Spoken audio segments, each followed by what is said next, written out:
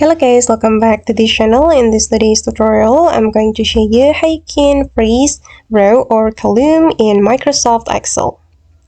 Okay, let's get into it guys. I have prepared my data in my Microsoft Excel, and if we want to freeze or unfreeze, we have to go to the view menu right here, and then we're going to go to the freeze panes option. Okay, and it will be easier if you just want to freeze first row or first column. If you want to freeze first column, you just need to select first column like this and go to freeze panes and select freeze first column. And if you want to freeze your first row, you just need to do the same steps like the first row and select freeze top row. But what if we want to freeze, for example, three first column? Let's say I want to freeze A, B, and C column. If we want to do that, we have to select the fourth column. But wait, I'm going to unfreeze it first, okay?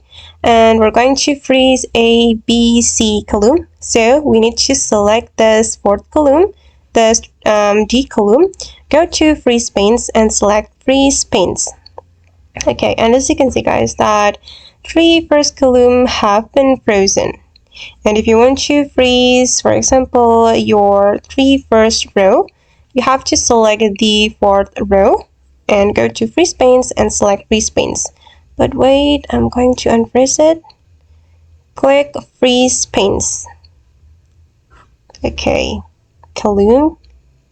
Alright guys, and that's all the way to freeze row or column in Microsoft Excel. I hope this tutorial will be useful for you. Thank you so much for watching and see you in the next video.